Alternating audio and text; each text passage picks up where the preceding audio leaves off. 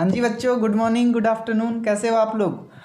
तो आशा करता हूँ, उम्मीद करता हूँ कि आप लोग अच्छे होंगे और मैं भी अच्छा हूँ और आपकी पढ़ाई भी अच्छे से चल रही होगी, क्योंकि नेक्स्ट मंथ से आपका बोर्ड्स एग्ज़ाम शुरू हैं। तो बच्चों, ये जो चैप्टर है आपका केमिकल काइनेटिक्स, ये जो चैप्टर है आपका केमिकल काइनेटिक्स, ये जेई के लिए, नीट के लिए और बोर्ड्स के लिए काफ़ी इम्पोर्टेंट है। हर साल क्वेश्चन आते हैं इससे और आगे भी आते रहेंगे, है ना। तो चलो बिना किसी देरी के इस चैप्टर को हम स्टार्ट करते हैं। तो बच्चों, ये जो चैप्टर है हमारे, इसके बारे में हम पहले जान लेते हैं थोड़ा सा। देखो, it is branch of physical chemistry, it is branch of physical chemistry that's deal with rate of reaction, है ना बच्चों। तो ये जो चैप्टर है आपका फिजिकल केमिस्ट्री का चैप्टर है ना, और जो कि हमारा रेट ऑफ रिएक्शन के लिए, रेट ऑफ रिएक्शन बताने के लिए पढ़ाया जाता है। मतलब डील करता है किसके साथ? रेट ऑफ रिएक्शन के साथ। मतलब सर देखो, अगर हमारा 2A + 3B क्या बना रहा है? 4D बना रहा है। तो बच्चों, ये जो हमारा है क्या है? रिएक्टेंट है, और ये हमारा क्या है? प्रोडक्ट है ना। तो रिएक्टेंट से प्रोडक्ट, रिएक्टेंट से प्रोडक्ट किस रेट से बना, किस रेट से बना, उसी रेट की स्टडी हमें करनी है इस चैप्टर के अंदर। किस चैप्टर के अंदर? केमिकल काइनेटिक्स के अंदर। तो बच्चों एक बात बताओ, देखो यहाँ पे एक और लाइन लिखी हुई है, मॉडरेट रेट ऑफ रिएक्शन। इसका मतलब आप लोग क्या समझते हो?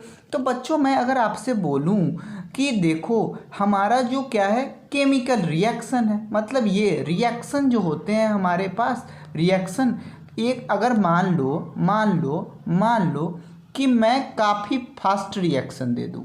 फास्ट मतलब 10⁻⁻ कितना? -15 सेकेंड, 10⁻⁻14 सेकेंड, और फास्ट इतना, और स्लो कितना? स्लो कितना देखो, स्लो कितना?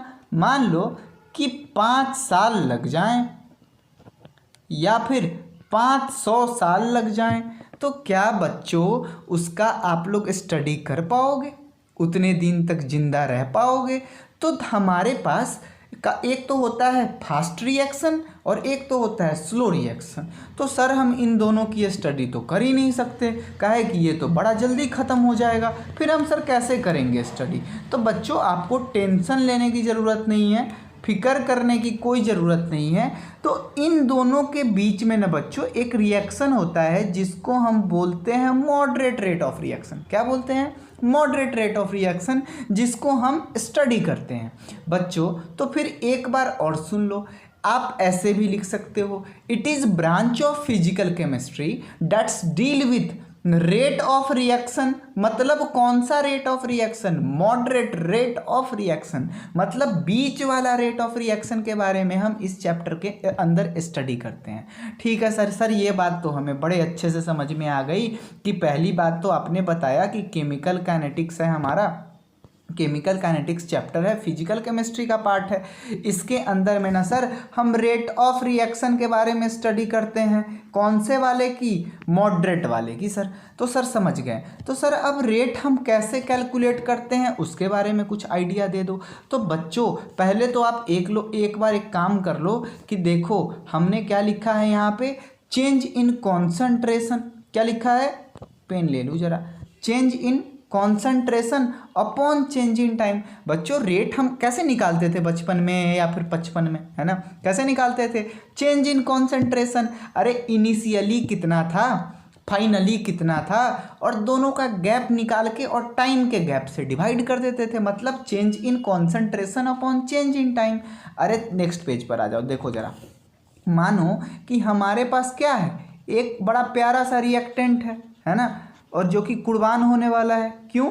क्योंकि इसे तो प्रोडक्ट बनाना है, रिएक्टेंट से प्रोडक्ट बनाते हैं। सही बात है ना यार? तो अच्छा एक और बात यहीं कर लेता हूँ बच्चों, जब रिएक्टेंट से प्रोडक्ट बनेगा तो क्या रिएक्टेंट कमता जाएगा और क्या प्रोडक्ट बनता जाएगा? यार ये तो सही बात है सर, बड़े मज़ेदार बात कही है आपने कि रिएक्टेंट कमता जाएगा और प्रोडक्ट बनता जाएगा। सही बात है। तो बच्चों आज के बाद रिएक्टेंट के साथ माइनस लगाना और प्रोडक्ट के साथ आप प्लस का साइन लगाना। हाँ सर क्यों? क्योंकि सर ये कमता जाएगा और ये भाई साहब अपने बढ़ते जाएंगे। तो ये बात भी सर आपने सही कही। तो बच्चों रिएक्टेंट कमता जाएगा और प्रोडक्ट बनता जाएगा। तो बच्चों इसी के चेंज का गैप हमें लेना है, रिएक्टेंट के चेंज का गैप लेना है, प्रोडक्ट के चेंज का गैप लेना है, तभी हम रेट ऑफ रिएक्शन बता पाएंगे, या फिर किसका, या फिर रेट ऑफ रिएक्टेंट या फिर रेट ऑफ प्रोडक्ट। दो ही बात बता सकते हैं ना यार, दोनों के लिए कुछ किसी न किसी रेट से तो ये भी भाई साहब कंज्यूम हो रहे होंगे और किसी न किसी रेट से तो ये भी भाई साहब बन रहे होंगे। तो हम दोनों का ना अलग अलग रेट निकालते हैं और हम अलग अलग ट्राई करते हैं पहले। तो फिर नेक्स्ट पेज में चलो देखो जरा कैसे करते हैं। तो देखो मानो कि हमारे पास है सबसे पहले रिएक्टेंट, है ना।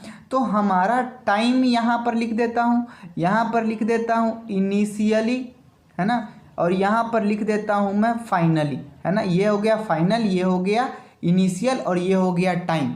तो जब बच्चों टाइम 0 था तो रिएक्टेंट हमारा कितना था, मान लो 20 मोल, है ना, 20 था तो 20 था सर। और यहाँ पर ये प्रोडक्ट वाले भाई साहब, प्रोडक्ट वाले फाइनल वाले, मतलब फाइनल वाले इनिशियली कितना, इतना, और फाइनली कितना, 0। प्रोडक्ट लिखो या फाइनल लिखो कोई दिक्कत नहीं है, यहाँ पे इनिशियल लिखें तो फाइनल लिखेंगे तो ज़्यादा सुंदर लगेगा, है ना। और टाइम जब कितना हो गया, 10 सेकेंड हो गया। तो ये कितने हमारे पास हो गए, ये हमारे पास हो गए 15, और इधर बन गया भाई साहब कितना, 5, है ना। किस चीज़ में, ये मोल में है। और मोल को आपको पता है, मोल को तो आपको पता है कि स्मॉल n से दिखाते हैं। तो बच्चों क्या मैं change in concentration for reactant में ऐसा लिख सकता हूँ, रेट के लिए क्या मैं ऐसा लिख सकता हूँ कि फाइनल कितना हमें मिला, 15, इनिशियली कितना मिला, 20, है ना। तो हम क्या कर सकते हैं, 20 मतलब final concentration minus initial concentration कर सकता हूँ मैं, है ना। फाइनल कॉन्सेंट्रेशन होता है ना, तो final concentration minus initial concentration upon final time minus, ये टाइम है, माइनस इनिशियल टाइम कर सकता हूँ मैं। हाँ जी सर क्यों नहीं कर सकते। तो बच्चों देखो हमारे पास कितना है, बताओ जल्दी फटाफट बोलो। फाइनल कंसंट्रेशन बच्चों कितना है, 15 है ना, 15 है। और इनिशियल कंसंट्रेशन कितना है बच्चों हमारे पास, 20 मोल है सर ठीक है। तो देखो और फाइनल टाइम कितना है बच्चों, फाइनल टाइम कितना है, 10 सेकेंड, है ना। ये सेकंड में ही मानना या मिनट में मान लेना कोई दिक्कत नहीं है। और इनिशियल टाइम कितना है, 0 है ना। तो बच्चों हमारे पास कितना बचेगा, -5 अपॉन 10 कह सकता हूँ, है ना, -5 अपॉन 10 कर सकता हूँ। और 5 देखो 5 2 टाइम में कट जाएगा। तो बच्चों यहाँ पे अगर चाहो तो रेड अक्षरों में लिखा जा सकता है कितना, तो कितना हो जाएगा 1/2, मतलब माइनस का 0.5 होगा कि नहीं होगा ये बताओ। और देखो ये क्या होगा, ये मोल है और ये टाइम है ना, ये मोल है और ये टाइम है। तो इसके लिए हम क्या लिख सकते हैं, कितना बचा था हमारा, -0.5 आया था, है ना। तो कैसे आया था, ऊपर था हमारा मोल और नीचे था हमारा टाइम। टाइम तुम सेकंड में लो या फिर मिनट में लो, आपके घर की खेती है, आपकी खेती है ना। तो टाइम यहाँ पे मैं डायरेक्ट टाइम लिख देता हूँ। तो क्या कर सकता हूँ मैं, मोल और टाइम का इन्वर्स कर सकता हूँ कि नहीं कर सकता हूँ, ये बताओ, है ना। मोलर भी लेते हैं कहीं, है ना। तो ये हम कर सकते हैं कि नहीं कर सकते हैं, सर कर सकते हैं। तो बच्चों हमने अभी तक क्या क्या पढ़ा, जरा एक बार फिर से चलो देखो। हमने अभी तक पढ़ा, it is branch of physical chemistry that's deal with rate of reaction, कैसा rate of reaction sir? Moderate rate of reaction. Sir reactant से प्रोडक्ट किस रेट से बन रहा है, उस रेट की स्टडी हम इस चैप्टर के अंदर में करते हैं। हाँ जी सर, सही बात है। तो कैसे निकालते हैं? Change in concentration upon change in time. सही बात है सर, ठीक है। फिर आगे हमने क्या पढ़ा कि रिएक्टेंट कमता जाएगा, प्रोडक्ट बनता जाएगा। रिएक्टेंट को हम माइनस में लेते हैं, प्रोडक्ट को हम प्लस में लेते हैं। हाँ सर, ये बात भी समझ में आ गई थी सर हमने रिएक्टेंट के लिए क्या किया था कि ऐसा कुछ लिखा था कि टाइम ले लिया, फिर उसके बाद इनिशियल कॉन्सेंट्रेशन, फिर फाइनल कॉन्सेंट्रेशन, फिर हमने 2 गैप लगाए कि 0 से के बाद मतलब टाइम स्टार्ट हुआ था तब, और कुछ टाइम मतलब कितना टाइम 10 सेकेंड चलने के बाद कितना हमें प्रोडक्ट मिला था, उसके बारे में हम लोग पढ़ चुके हैं। मतलब इसके बारे में भी ये भी पढ़ चुके हैं। और रेट सर हम कैसे निकालते हैं उसके बारे में भी हम पढ़ाई कर चुके हैं। तो सर अभी तो हम रिएक्टेंट के लिए निकाले हैं, क्या हम प्रोडक्ट के लिए भी निकाल सकते हैं? सर ये बात तो आपने अब बहुत सही बोली है। तो चलो हम इसके बारे में अब निकाल के देखते हैं। तो देखो प्रोडक्ट क्या था, इनिशियली कितना था? अरे इनिशियली कितना था?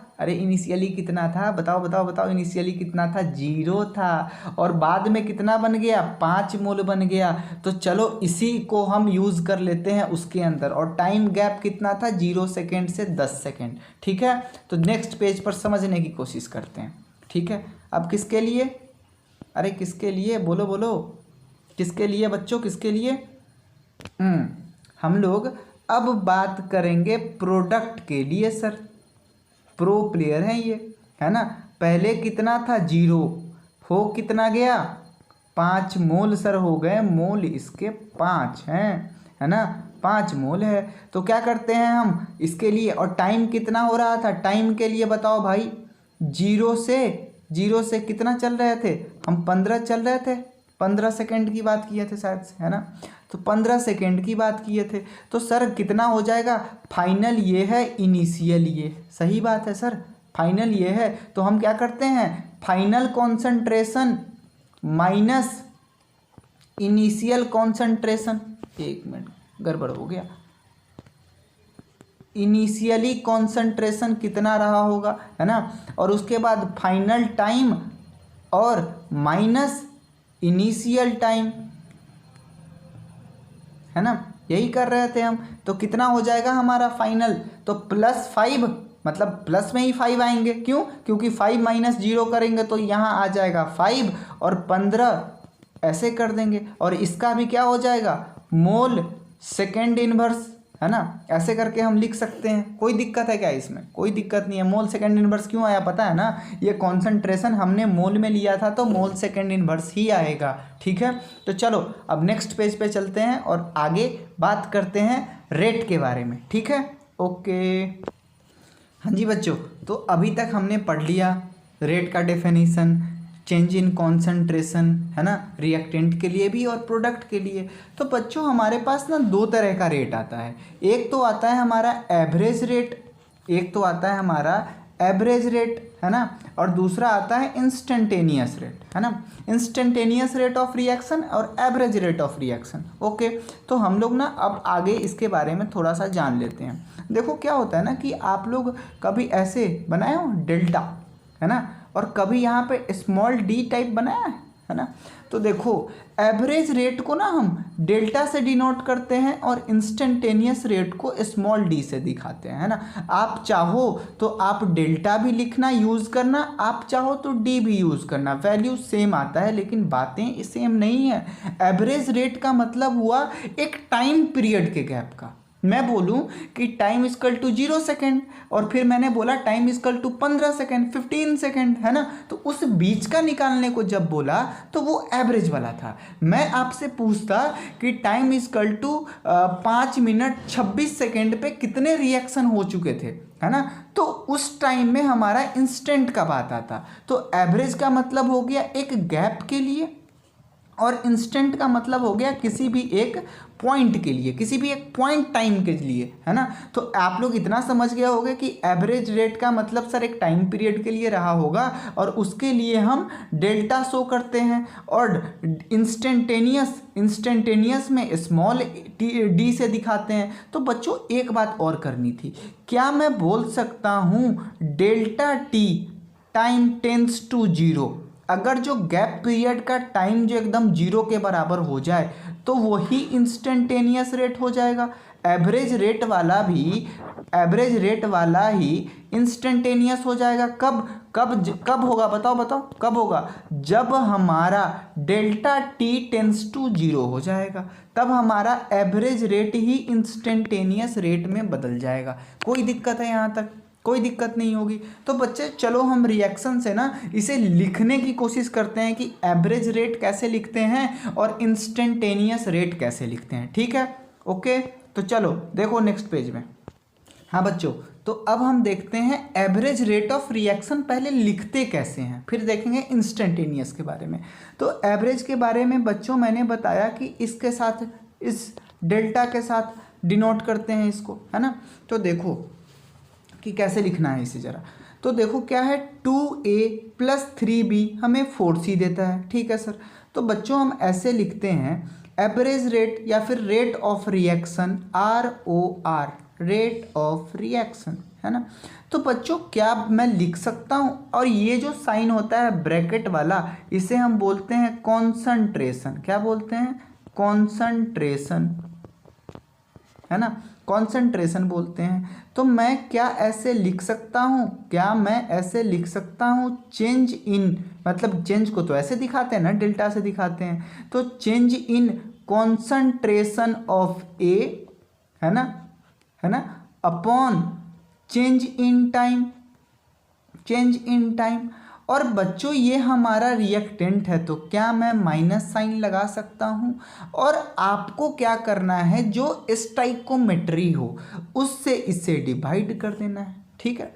फिर उसके बाद मैं ऐसे लिख सकता हूँ 3b के लिए, change in concentration of B, है ना, अपॉन चेंज इन टाइम। क्या मैं लिख सकता हूँ ऐसे? हाँ सर। और सर ये भी तो रिएक्टेंट है, तो सर इसमें भी माइनस लगा दो।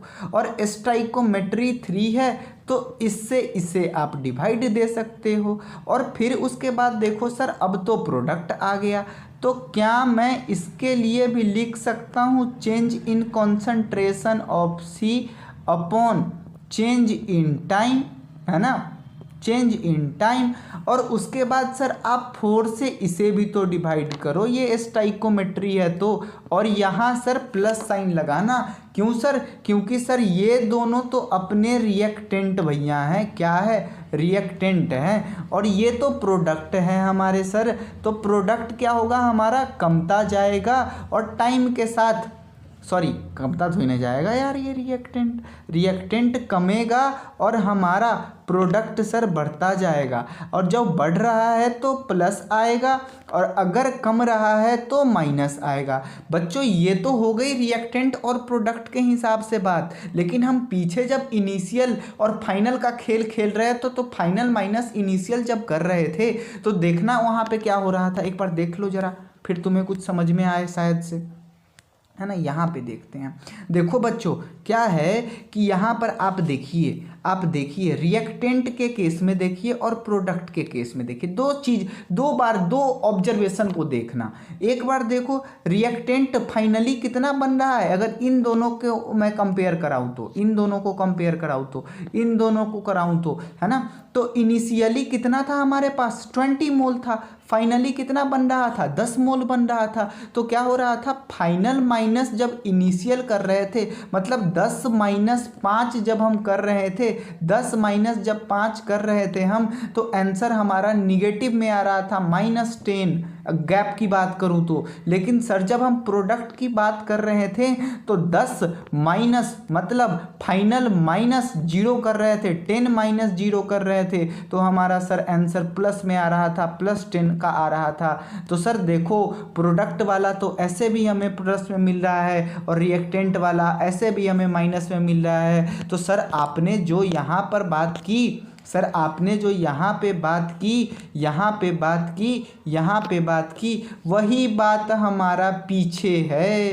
प्लीज़ टर्न ओवर जिन्हें लगता है कि कुछ दिक्कत है। तो सर यहाँ से हमें ये बात भी क्लियर हो गई सर, एवरेज वाली तो बात क्लियर हो गई। सर अब जरा ना मेरे को एक बार इंस्टेंटेनियस लिख के दिखा दो। क्यों? क्योंकि उसके लिए आप तो ऐसे डी कह रहे थे। तो बच्चों मैं आपको यही बताना चाहता हूँ, बच्चों मैं आपको यही बताना चाहता हूँ कि बच्चों मैं यही बताना चाहता हूँ कि कोई आंसर में चेंज नहीं आएगा। आप चाहो तो डेल्टा लिख लेना, जुगाड़ बताता हूँ ना यार, चोरी बोर्ड में तो ऐसे मत करना, लेकिन आप कैलकुलेशन के लिए आप यूज़ कर सकते हो। देखो ज़रा इंस्टेंटेनियस के लिए एक बार। हाँ जी बच्चों, तो आ गई बारी अब इंस्टेंटेनियस रेट ऑफ रिएक्शन के बारे में पढ़ाई करने की। तो चलो स्टार्ट करते हैं। देखो जरा, तो क्या लिखा है हमारा इंस्टेंटेनियस रेट ऑफ रिएक्शन। तो बच्चों मैं अभी बताया हूँ कि इसको स्मॉल डी से हम डिनोट करते हैं, ठीक है, दिखाते हैं, लिखते हैं। तो इसके बारे में हम ROR अब लिखने की कोशिश करते हैं, रेट ऑफ रिएक्शन, है ना। तो देखो इसके बारे में हम ऐसे लिखते हैं, चेंज इन कॉन्सेंट्रेशन, इसका चेंज स्मॉल डी से दिखाते हैं, कॉन्सेंट्रेशन ऑफ ए, है ना, अपॉन चेंज इन टाइम, यही दिखाते हैं, अरे यही ना दिखाते हैं, और माइनस का साइन लगाते हैं। क्यों? क्योंकि रिएक्टेंट है।